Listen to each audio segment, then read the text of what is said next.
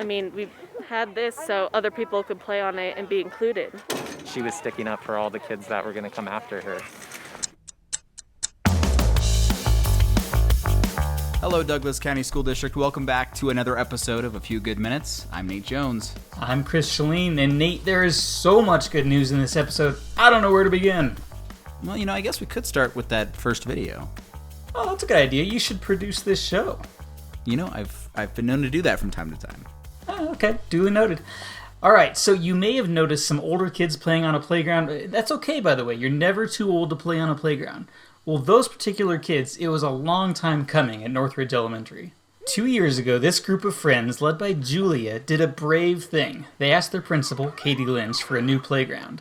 Julia had a hard time keeping up with her friends on the playground with all the wood chips and the lack of ramps. 2 years and $600,000 later, her dream is a reality, thanks to the generosity of the Northridge Base Program, the PTA, and squeezing a little extra out of the school's budget.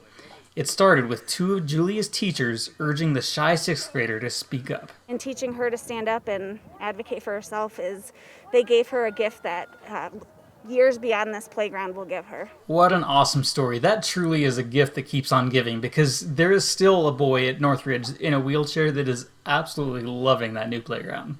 And I know a lot of really talented people came together to make that happen, so thank you to them. And also, great job on that story, Chris. I'd recommend that anybody that's watching this episode of A Few Good Minutes, look down below in the comments. We're going to link the full story down there. Please do check it out. Also, while you're down browsing the comments, please take a look at the Foundation for Douglas County Schools webpage, where they've opened up nominations for the 2021 Apple Awards. This is a great program that highlights the amazing educators, support staff, and administrators in our district.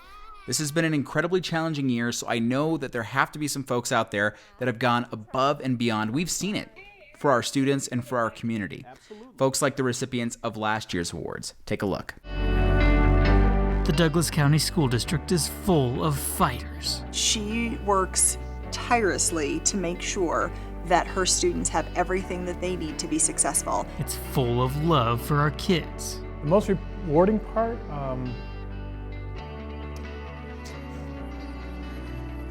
I'm going to subtract. Seeing them reach those milestones throughout the year, it's 100% the students. If you want to help us recognize a DCSD employee that has made a difference in you or your family's lives, please head on over to foundationdcs.org/nominations to make sure they're considered for this year's awards.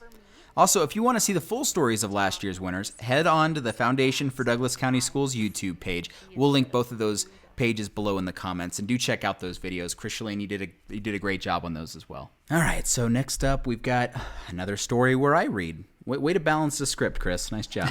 Thanks. I'll just be on my phone. Great. Tell me how those Nuggets are doing here in a few minutes.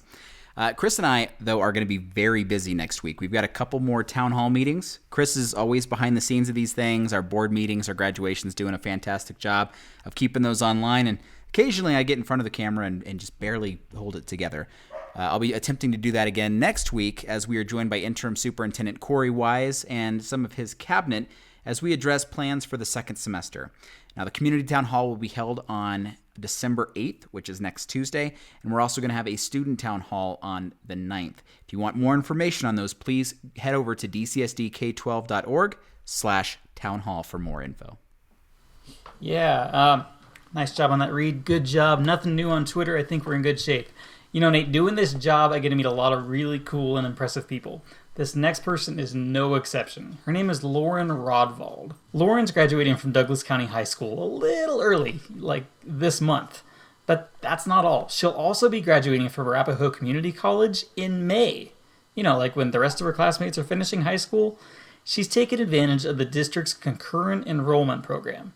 So what's her secret? So there's a lot of commitment. So if you're not ready for the commitment yet, I don't think that it would be a good path. But I think starting with a couple courses is always a good idea, because that's just a few $100s you're saving just from doing those courses. So I really recommend it, but it's a lot of work. Concurrent enrollment saved our families over $3 million in tuition costs last year. We have students walking into it with an associate's degree, going into a 4-year college as a junior. Pretty impressive stuff.